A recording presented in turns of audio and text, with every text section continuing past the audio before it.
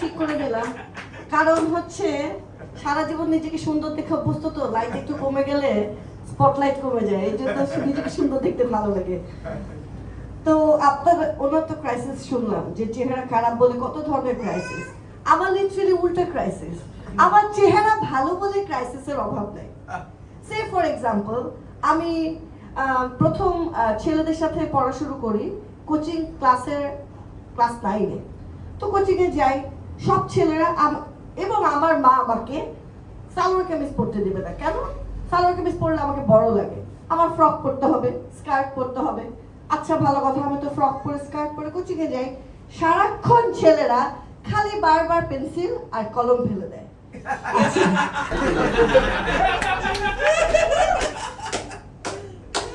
তারপর তো এই যতরা পেন্সিল কলম ফেলে দেয়, তারপরে খালি আমার সাথে কথা বলতে চায়। কিন্তু কোচিং সেন্টারের নাম হচ্ছে ইহব, তো ওটা হচ্ছে একদম কনজারভেটিভ, ছেলেরা একদিকে মেয়েরা একদিকে, ছেলেদের সাথে মেয়েদের কথা বলা যাবে না। ওকে ফাইন, আমি যেহেতু ছোটবেলা থেকে অ্যাক্টিং করি, ছেলে আমার কাছে is not a big deal.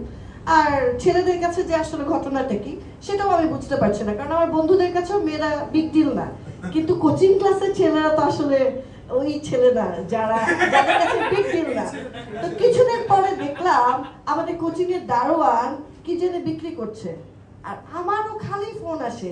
আমি চিন্তা, আরেক মেয়ে এসে আমাকে বলছে, স্বাগত জানো কি হয়েছে? কি বলে, এই কোচিং এর দারোয়ান 10 টাকা দিয়ে তোমার ফোন নাম্বার বিক্রি করে, এই জন্য এত ফোন। আমি আমার নাম্বার পেলো কোথায়?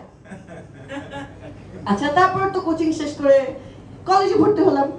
কলেজে ভর্তি হওয়ার পর তো আরেক সমস্যা। কি সমস্যা? তখন কথা বলা যাবে। আমাদের কলেজে টোটাল 136 বা 37 জন ছেলে ছিল, আর আমরা 9 জন মেয়ে ছিলাম। তো এই 9 জন মেয়ে হওয়ার পরে দুজনের সাইজ হচ্ছে এটুকু, আবার দুজন এরকম, আর একজন হচ্ছে কথা বলতে পারে না, আরেকজন হিজাবি। এর মধ্যে আমি হচ্ছে গিয়ে কথা বলতে পারি। তো ছেলেদের অবস্থা, আমি শুধু ছেলেরা বেসিক্যালি কথা বলতে, তো আমি তো কথা বলতে পারি, এটা তো ছেলেদের জন্য একটা এক্সাইটিং ব্যাপার, দেখতে ভালো, কথা বলতে পারি, নাচতে পারি, গাইতে পারি। এখন ছেলেদের দুঃখ হচ্ছে টিচাররা ক্লাসে ঢোকার পরে এই যে আমার বেঞ্চের সামনে এসে দাঁড়ায়, কেউ বেঞ্চের সামনে থেকে যায় না, সারাক্ষণ আমার বেঞ্চের সামনেই থাকে। তো যেদিন ওরা লেখাপড়া করে না সেদিন ওরা আমাকে শিখায় দেয়, স্বাগতা প্লিজ আজকে একটু স্যারকে বেশিক্ষণ আটকে রেখিস, তাহলে আমাদের পড়া বলতে হবে। কারণ স্যার 30 মিনিট কেমন আছো, তোমার বাবা কেমন আছে। আমাদের বাংলা টিচারের নাম ছিল শওকত স্যার। তো উনি এভাবে কথা বলতেন, স্বাগতা কেমন আছো তুমি, শুধু বাংলা, কেমন আছো তুমি? ভালো। তখন তুমি পড়া বলো। তার নাম হচ্ছে শওকত স্যার। তো সে পড়াতো হৈমন্তী, তো হৈমন্তী পড়াতে এভাবে, হৈমন্তী। তো ক্লাসের ছেলেরা তার নাম দিল সইমন্তী। আচ্ছা, এখানেই শেষটা। সব স্যারেরই আসলে আমি হচ্ছে মেয়ে। তো এরকম আমাদের যে ক্লাস টিচার ছিলেন উনি হচ্ছে ম্যানেজমেন্ট টিচার। সো উনি হচ্ছে, ওনার বাড়ি হচ্ছে কুমিল্লা। তো ওনার বিশাল বড় একটা চ্যাপ্টার, হ্যাঁ, এইচএসসি কমার্সে পাবলিক লিমিটেড আর প্রাইভেট লিমিটেড। তো স্যার সারাক্ষণই কিছুক্ষণ পর পর বলেন, শোনো তোমাদেরকে আমি পড়াবো পাবলিক লিমিটেড আর প্রাইভেট লিমিটেড, পাবলিক লিমিটেড আর private limited, public limited private limited, public limited private limited, public private. আচ্ছা, তারপর একদিন আমাকে জিজ্ঞেস করে, স্বাগতা তুমি কি টিফিন করছো? জি স্যার। কি খাও? পাউরুটি? না স্যার, টাকা দিয়ে কিনেছি।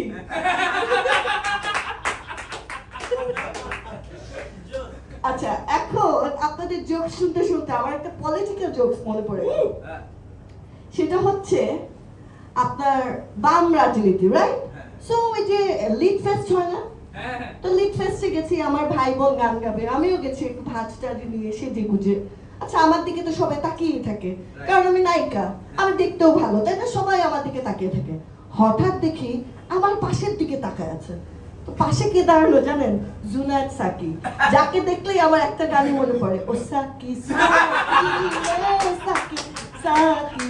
তো ওনার সাথে দেখা হলেই আমি বলি, ও সাকি সাকি রে। তো আমি ওনাকে বললাম, সাকি ভাই, বুঝলাম আপনি দেখতে সুন্দর, এই যে সবাই আপনাকে টাইম দিচ্ছে, কিন্তু আপনার পকেট তো ফাঁকা, আপনি তো বাম রাজনীতি করেন। মহিলারা পকেটে পকেটে টাকাওয়ালা লোক পছন্দ করে, এরা তার দিকে তাকিয়ে আছে কেন? তো পরে উনি উত্তর দেয় না। আচ্ছা, পরে আমি বললাম আপনি কিভাবে চলেন? তখন তো বামপন্থীদের এই অবস্থাও নাই, বাট তো জুনায়েদ সাকি হচ্ছে হিরো হয়ে গেছে, রাইট? সো তখন তো জুনায়েদ সাকি হিরো না, আসলে জিরো। ওই সুন্দর, মানে সুন্দর চেহারা দেখে সরি 2-3 জন মহিলা তার দিকে তাকিয়ে থাকে, তা নাহলে তার আর কোনো বেল নাই। তো তখন আমি বললাম আপনি কিভাবে চলেন? তারপর জানতে পারলাম ওনার ওয়াইফ ওনার থেকে বেশি টাকা ইনকাম করে, সেইভাবেই উনি রাজনীতি করেন। আচ্ছা, তো এবার স্কুলের জোকস শুনতে শুনতে আমার একটা স্কুলের জোকস মনে পড়ে গেল। আমার বাবা ওয়াজ ভেরি ফানি। তো ক্লাস 9-এ ওঠার পর আমি একটু পংক্টামি শিখলাম। আমার স্কুলের বান্ধবীরা খালি পালাই, এই করে সেই করে, আমি পালাই টালাই না, আমার এত প্রেম ট্রেম নাই, কারণ আমার জীবনে ছেলের অভাব নাই। কাজ কামের জন্য আমি তো অ্যাক্টিং ট্যাক্টিং করে, আমার বন্ধু বান্ধব আছে, আমার প্রেম ট্রেম হয় না, চিঠি টিঠিও মানে সবের ইচ্ছা নেই আমার। ওকে, কিন্তু দুষ্টামি তো মানে 9-এ উঠেছে, একটু দুষ্টামি তো করতেই হবে। তো 2 দিন পর পর আমি হচ্ছে বোকা। সরি, আমার সব জোকস আমার কাশি নষ্ট করে দিচ্ছে। এনিওয়ে, সো আমি বোকা। ধরেন ক্লাসে সবাই নকল করে, ধরা খায় না, আমি ধরা খাই। একটা নকলের গল্প বলি। আমার ফ্রেন্ডরা ডিসাইড করেছে যে আজকে 2টা অ্যাপ্লিকেশন লিখতে হবে, একটা 1 আর 2। আর ক্লাস টিচার বলে গেছে আগের দিন যে তোমাদেরকে অল্টারনেট করে অ্যাপ্লিকেশন লিখতে হবে, তুমি এক লিখবা তো তুমি আরেকটা, সে তো এটা বলে গেছে। সো আমরা আমার ক্লাস ফ্রেন্ডরা সবাই 2টা অ্যাপ্লিকেশনে লিখে ফেলছে আগে। সো ওদের প্ল্যান হচ্ছে যে অ্যাপ্লিকেশনটা আসবে ওইটা দিয়ে দিবে বের করে, পুরোটা টাইম অ্যাক্টিং করবে। সো আমি অনেক এক্সাইটেড, এইবারের নকলটা তো একটু সহজ, আমি নকল করতে পারি না, আমি ধরা খেয়ে যাই। সেইবারের নকলটা সহজ, আমি 2টো অ্যাপ্লিকেশন লিখে ফেলেছি। তো যেটা আমার ভাগ্যে পড়বে ওটা আমি সময় মতো জমা দিয়ে দেবো। কিন্তু যেহেতু আমি নকল করি না, আমার আর তর্স হয়েছে না। আর সামহাও আমি মনে দেখতে ভালো বলে স্কুলের টিচারও আমার প্রেমে হাবুডবু, সারাক্ষণ আমার দিকে তাকায় থাকে। আচ্ছা ভালো কথা, কিছু দূর লেখার পরে আমি এক্সাইটেড হয়ে পাচার নিচ থেকে অ্যাপ্লিকেশনটা বের করে উপরে রেখেছি। আমার ম্যাডাম এসে বলে, স্বাগতা তুমি 2 মিনিটে পুরোটা কিভাবে লিখলা?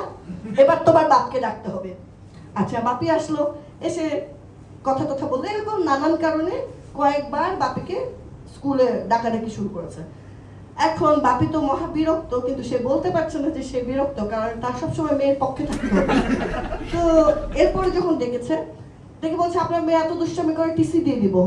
বলে থ্যাংক গড আপনি টিসি দিবেন, তাহলে তো আমার সংসারটা ভেঙে যাচ্ছিল। প্রিন্সিপালকে বলছে, বলে কেন? বলে আমার বউ সন্দেহ করছে আপনি আমার প্রেমে পড়েছেন, তাহলে এতবার ডাকি দিবেন। তো এই হচ্ছে আমার বাপের অবস্থা।